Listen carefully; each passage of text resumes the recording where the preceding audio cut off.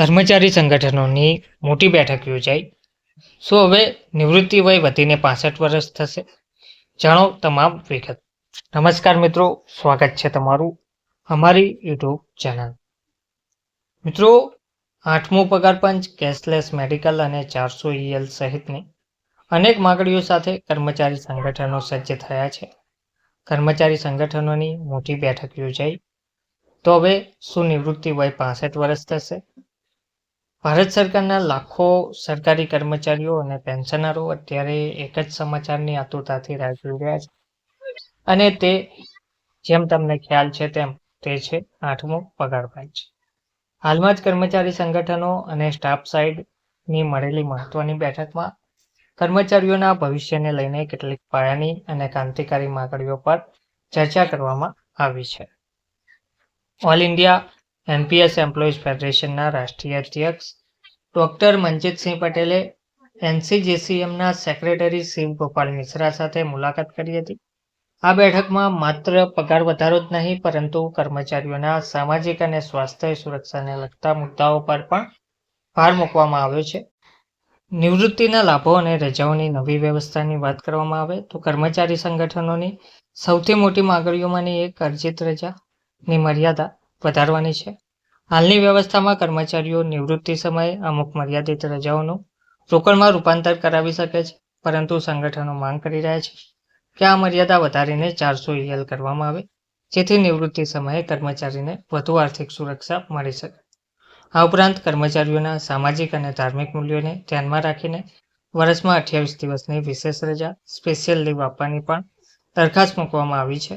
દર વર્ષે 14 દિવસની કેચ્યુઅલ લીવ, CL અને 30 દિવસની EL સુનિશ્ચિત કરવા પર પણ ચર્ચા કરવામાં આવી હતી, જે કર્મચારીઓના કામ અને અંગત જીવન વચ્ચે સંતુલન જાળવવામાં મદદરૂપ થશે.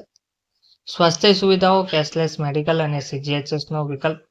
આજના સમયમાં વધતા જતા મેડિકલ ખર્ચને જોતા સ્વાસ્થ્ય સુવિધાઓમાં સુધારો કરવો એ કર્મચારીઓની પ્રાથમિકતા છે. બેઠકમાં માંગ કરવામાં આવી છે કે નિવૃત્તિ પછી પણ કર્મચારીઓને CGHS સેન્ટ્રલ ગવર્મેન્ટ હેલ્થ સ્કીમનો વિકલ્પ મળવો જોઈએ. સૌથી મહત્વનો મુદ્દો કેશલેસ મેડિકલ સુવિધાનો રહ્યો છે.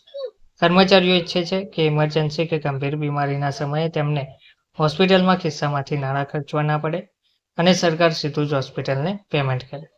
આ સુવિધાથી નિવૃત્ત કર્મચારીઓ પરનો આર્થિક બોજ ઘણો ઓછો થઈ જશે અને તેમને માનસિક શાંતિ પણ મળશે. શિક્ષણ ક્ષેત્ર અને નીતિઓના અમલીકરણમાં સુધારો.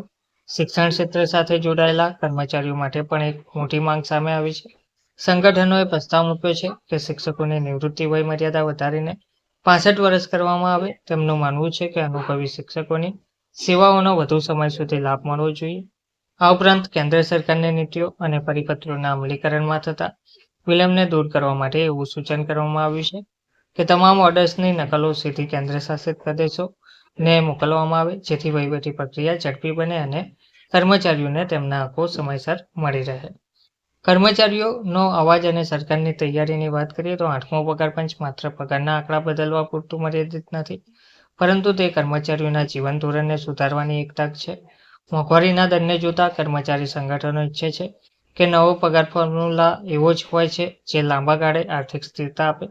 NPS નેશનલ પેન્શન સિસ્ટમને લઈને પણ કર્મચારીઓમાં જે અસંતોષ છે તેને દૂર કરવા માટે આ પંચ એક માધ્યમ બની શકે છે.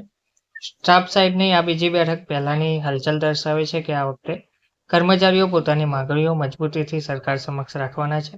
સરકાર પણ આગામી સમયમાં આ દિશામાં સત્તાવાર જાહેરાત કરી શકે છે. જ્યારે પણ નવું પગાર પંચ આવે છે ત્યારે તે અર્થતંત્રમાં પણ નવી લિક્વિડિટી લાવે છે, પરંતુ કર્મચારીઓ માટે તે તેમની જીવનભરની મહેનતનું વળતર છે.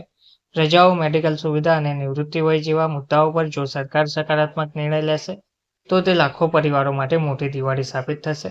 આગામી બેઠકોમાં જ્યારે આ માંગણીઓ પર વિસ્તૃત ચર્ચા થશે ત્યારે 8મા પગાર પંચનું ચિત્ર વધુ સ્પષ્ટ બનશે તેવું જોવા મળી રહ્યું છે. ધન્યવાદ.